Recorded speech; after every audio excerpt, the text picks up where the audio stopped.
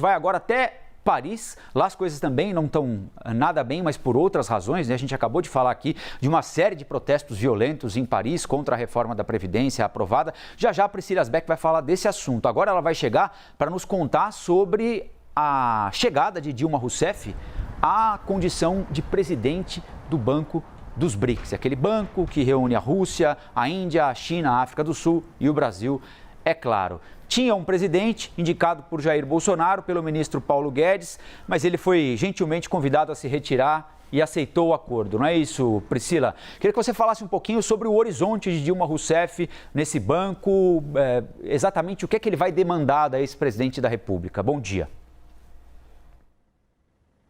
Bom dia, Colombo. Bom dia a todos que nos acompanham. Aceitou se retirar, mas demorou um pouco mais do que o previsto, digamos assim.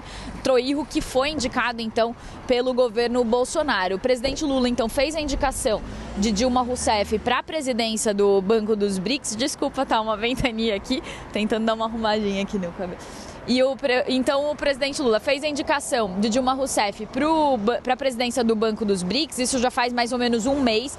Ela conversou já com os governadores do banco, como eles são chamados, que são os ministros da Fazenda dos países que fazem parte do Banco dos BRICS, tanto os membros do BRICS, Rússia, Índia, China e África do Sul, quanto os países que são sócios do banco, que são Emirados Árabes Unidos, Egito, Uruguai e Bangladesh. Hoje, então, acontece a saída de Troirro e a aprovação do nome de Dilma Rousseff. É algo mais protocolar, vai ser feito por uma audiência virtual com esses governadores do banco, mas na semana que vem, então, tem a cerimônia de posse de Dilma na presidência do Banco dos BRICS. Ela vai junto com o presidente Lula no avião presidencial para essa viagem à China. Eles devem passar por Pequim e depois vão a Xangai, onde fica a sede do novo Banco de Desenvolvimento, como é o nome do Banco dos BRICS, para fazer essa cerimônia de oficialização de Dilma à frente do banco. Quais são os desafios, então, para te responder, Colombo? São dois desafios principais. Um é implementar uma agenda verde no banco, de projetos sustentáveis no banco, mas existe uma certa resistência de Rússia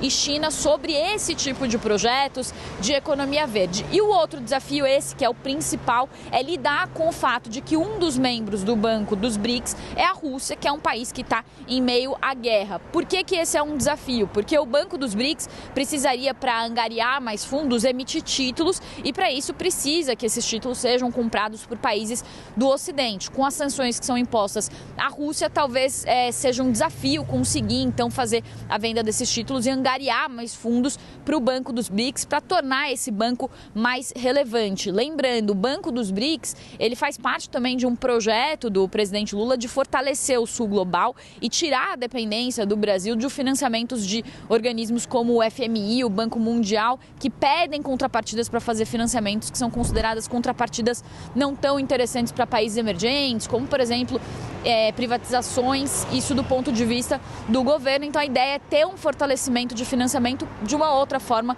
com o Banco dos BRICS. E só para terminar, Colombo, uma última informação também, falando com alguns membros do banco, o que eles dizem é que o nome de Dilma Rousseff foi bem aceito porque ela é uma ex-chefe de Estado ligada ao Lula, então ela deve ter mais facilidade na interlocução com presidentes, então isso foi bem visto dentro da instituição, porque traz um peso para o Banco dos BRICS. Volto com você.